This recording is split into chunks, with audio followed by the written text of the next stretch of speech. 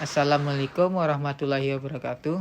Saya yang bernama Kelvin Rosan dengan NPM 211 4370 115 dari Prodi Sistem Komputer. Di sini saya akan menjelaskan tentang sistem operasi dan beberapa jenis pada sistem operasi komputer. Beserta ada sebagian juga yang mempunyai contoh. Ya, saya langsung mulai saja tentang penjelasan sistem operasi.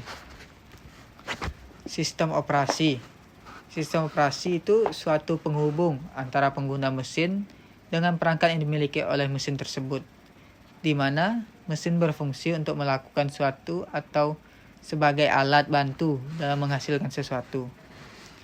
Jadi sistem operasi itu kayak suatu penghubung dari pengguna dengan perangkatnya yang dimiliki oleh mesin. Terus sementara dari Indet saya dapatkan info dari Indet, pengertian sistem operasi merupakan jenis perangkat lunak atau software antara pengguna dan perangkat keras atau hardware ke suatu perangkat. Adanya sistem operasi memungkinkan pengguna untuk berkomunikasi dengan perangkat dan melakukan fungsi yang diinginkan. Sistem operasi pada komputer ada beberapa macam. Misalnya sebelum ada sistem operasi, orang hanya memakai komputer dengan menggunakan sinyal analog. Tapi adanya perkembangan teknologi, sekarang sudah ada berbagai sistem yang lebih modern dan canggih, seperti sinyal WiFi dan lainnya.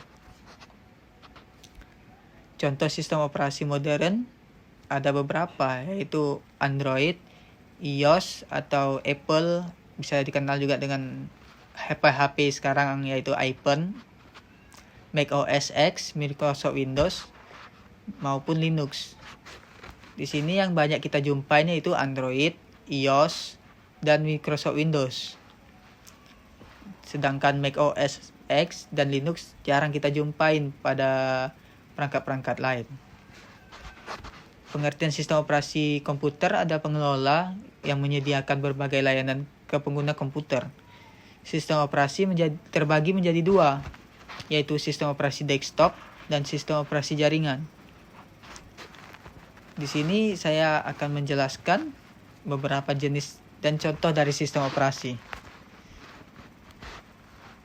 Yaitu yang pertama ialah sistem operasi standalone.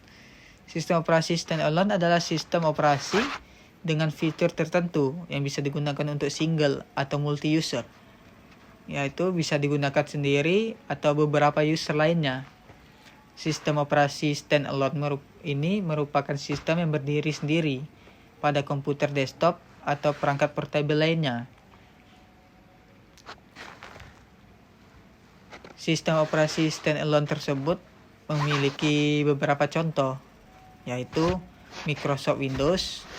Microsoft Windows merupakan salah satu jenis sistem operasi yang digunakan pada komputer di seluruh dunia. Sistem operasi ini dibuat oleh Microsoft, yaitu salah satu kantor terbesar di dunia. Terus ada contoh yang kedua yaitu Linux. Linux dibuat oleh programmer asal Finlandia bernama Linus Torvalds. Linux telah populer di kalangan programmer dan server perusahaan. Terus ada Mac OS. Sistem operasi Mac OS dikembangkan oleh Apple. Semua komputer dan desktop Apple dan Macintosh dilengkapi dengan Mac OS versi terbaru, yang sebelumnya dikenal sebagai sistem Mac OS X. Kita bisa menjumpai banyak Mac OS, kayak laptop Mac, komputer, ya sebagainya. Sistem operasi jaringan jenis yang kedua yaitu sistem operasi jaringan.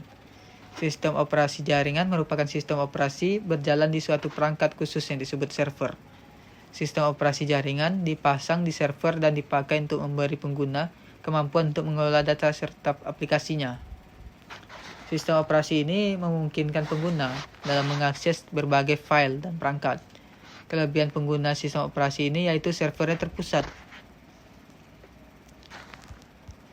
Ada beberapa macam contohnya yaitu Linux, Unix, Microsoft Windows Server, macOS X.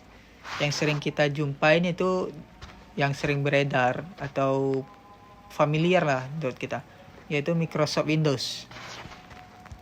Terus jenis yang ketiga yaitu sistem operasi waktu nyata atau real time operation system. Sistem operasi waktu menyediakan dukungan untuk setiap waktu nyata. Sistem operasi waktu nyata bisa berupa sistem waktu nyata keras atau hard real time, atau sistem waktu nyata lunak soft real time.